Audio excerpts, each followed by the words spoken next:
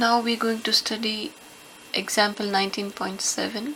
It is about motion of a positive charge in the electric field. So in this example you have an electric field from two plates, where one of the plates is positively charged and the other one is negatively charged. So as you know that the electric field line will be from positive to negative. The distance between these plates is given to be d, and a positive charge enters this electric field, and this positive charge, it has an initial velocity of 0. Because this charge is at rest, so it will move parallel to the electric field as explained in the last video. So it will move parallel to the electric field and it will reach this plate. So what we have to find out is that what will be the final velocity of this charge.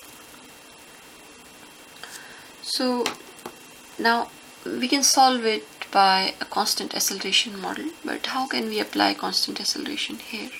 What is given is that electric field is uniform.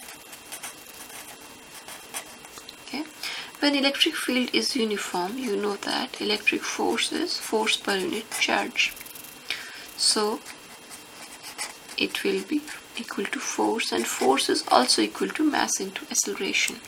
So if electric field is uniform, it means that acceleration is constant. So if acceleration is constant, we can use three equations, which I hope you remember are xf is equal to xi plus vxi t plus half axt square, vf square is equal to vi square plus 2a delta x, and the third equation is Vf is equal to Vi plus At. So we can use now three equations, but you always have to remember that these equations can be used whenever you have constant acceleration. Now in our case, electric field is uniform, acceleration is constant. We know initial velocity, we have to find the final velocity. We know the distance traveled, so I think we can use this equation. Okay, so now we have to find out the final velocity, so it is unknown. Initial velocity is 0. And what is acceleration in this case? Now acceleration will be eq upon m. And what is delta x? The displacement will be d. So the final velocity will be 2q e d upon m under root. Now this problem can also be solved in another way, that is by using work kinetic energy theorem. So because you know that the work done by any force is force into displacement.